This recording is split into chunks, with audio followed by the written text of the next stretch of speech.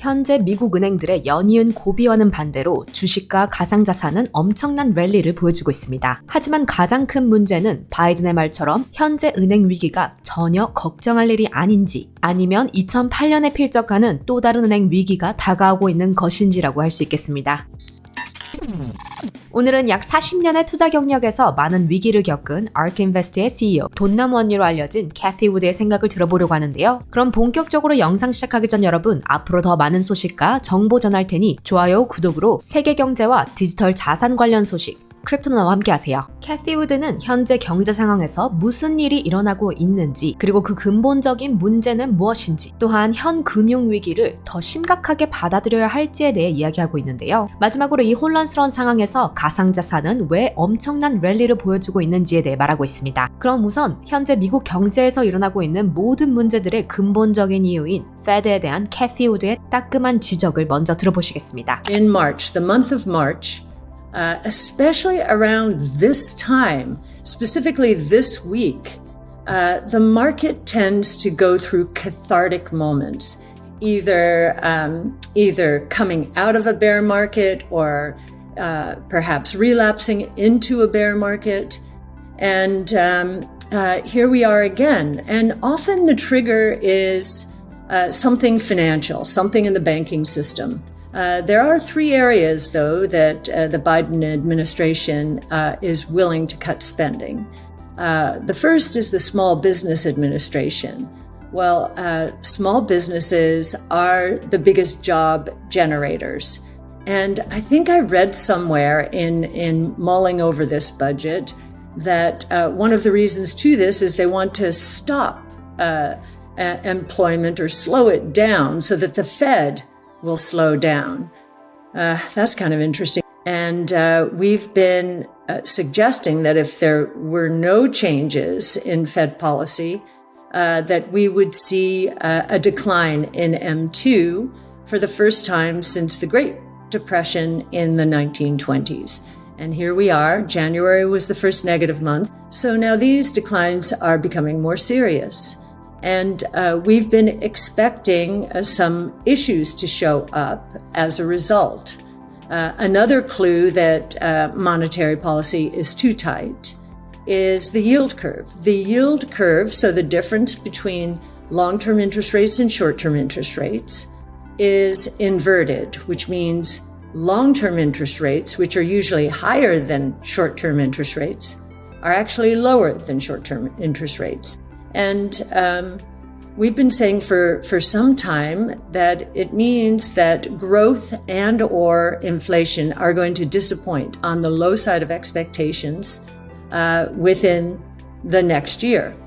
And I think that the Fed is not paying too much attention to this because it is to this indicator because it's looking at backward-looking indicators, so employment and the headline measures of inflation, not the leading indicators. So the leading indicators of inflation are pointing down to deflation, actually. 캐시우드는 현재 페드가 새로운 정보를 보여주는 경제 지표가 아닌 전통적인 경제 지표, 예를 들어 임금 상승률과 실업률의 관계를 나타내는 필립스 곡선과 같은 경제 지표에만 초점을 두고 있기 때문이라고 말했는데요. 물론 전통적인 경제 지표가 지금까지 아주 큰 역할을 해왔지만 지난 약 60년이 넘는 기간 동안 이러한 지표들이 늘 맞는 것은 아니었고 경제 지표들 또한 시대에 맞게 변해야 한다고 꼬집고 있습니다. 그럼에도 여전히 페드는 전통 경제 지표를 따라 움직이고 있기 때문에 생기는 문제들이 있다고 얘기했는데요. 그럼 이번 금융위기 사태가 왜 일어나고 있는지에 대한 캐시우드의 의견 들어보도록 하겠습니다. But we're beginning to see brewing here a banking crisis. And the question we have to answer is this going to become systemic like Lehman Brothers in 08 or 9? Or, and we're betting on this latter one here, is this more like 1994 when Orange County went broke, and that created a crisis to which the Fed responded? We think it's much more like 1994 because the setup was similar. We believe that the failure of Silvergate Bank and Silicon Valley Bank, which just the FDIC put it into receivership today. Both of those are telling us a couple of things. One, that the Fed has gone pretty far and is causing a lot of banks, not just these, difficulties. We do agree with those who say, well, Silvergate had a concentration of crypto clients, customers, and Silicon Valley Bank had a high concentration of venture and venture-related customers. And so that's all true. But if you look at what has happened here, it is the deposit outflows that have triggered the problem, the crisis. We know that venture capital is facing a bit of a liquidity squeeze. Fewer deals are being done. There is more risk aversion in the marketplace. And so these companies are having to draw down their deposits. Most bank with Silicon Valley Bank. They're drawing down their deposits because they have to. And there are others perhaps at Silicon Valley Bank who are saying, wait a minute, I'm not being paid anything here at this bank, or not paid very much, so I'm just going to put my money in a money market fund until I need it. 현재 은행 위기의 이유는 본질적으로 모두 연준의 통화 정책으로 인해 발생한 것이라고 말했습니다. 아무런 결과 없이 역사상 가장 빠른 시기에 금리를 인상할 수 없다는 것을 꼬집었는데요. 현재 미국 은행에서는 저축에 대해 0.01%의 이자율, 미국 채권의 경우 5%에 가까운 이자율을 보여주고 있는데요. 이로 인해 자연스럽게 사람들은 더 이상 은행에 저축하지 않고 더 나은 투자를 위해 은행에서 자금을 출금하고 있습니다. 은행은 보통 예금량의 약 10% 정도만 현금으로 보관하고 있으니 실리콘밸리 뱅크와 같이 많은 사람들이 한 번에 은행 내 예금을 출금하게 되면 그 상황을 처리하기 어려워지는 것이죠. 여기서 가장 큰 문제는 지금 이 은행 위기가 단순히 소규모 은행의 문제일 뿐일지 아니면 앞으로 더 심각한 금융 위기를 초래할 것인가 하는 문제일 텐데요. 이에 대해 캐시우드가 말합니다.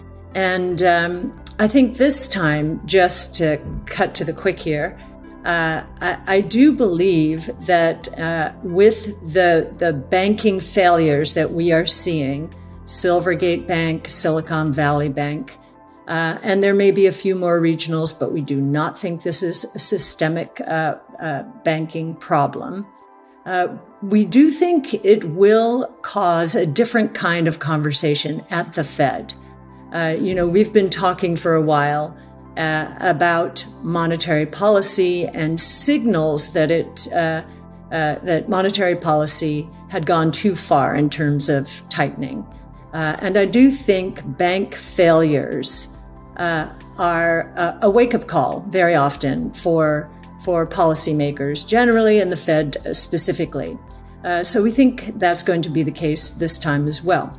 캐시우드는 실리콘밸리 뱅크와 같은 케이스가 더 일어날 수 있다고 생각하지만 은행 전체에서 일어나지는 않을 것이라고 말했는데요. 다만 이번 은행의 실패는 연준에게 경각심을 불러일으킬 것이라고 말했습니다. 그리고 바로 지난주 시가총액이 400억 달러에 달하는 다섯 번째로 큰 암호화폐인 USDC가 갑자기 90센트까지 하락한 것을 볼 수 있었는데요. US 달러와 패깅된 USDC의 흔들림에 암호화폐 자체가 큰 위기에 처한 것처럼 보였고 또 한 번 엄청난 가격 하락이 일어날 것만 같았습니다. 하지만 현재 비트코인이 27,000달러를 찍고 있는데요. 이 모든 혼란 속에서 암호화폐가 랠리를 보여주는 이유는 무엇일까요? On CNBC yesterday, and Silicon Valley Bank was breaking, and I wasn't even supposed to be talking about that. I was supposed to be talking about innovation. But I think Brian brought the topic down to, see, crypto dominoes still falling, hearkening back to Luna Terra last year and FTX and 3AC and Celsius and all of the implosions. And what I said to him is, if you think about it, first of all, just think about crypto. The Bitcoin blockchain and Ethereum, those two blockchains have not skipped a beat. There have been no transactions interrupted. The smart contracts, which are rules-based, When there's a margin call, a stock goes down or something drops in value, there's an automatic margin call. It just happens automatically in this over-collateralized system.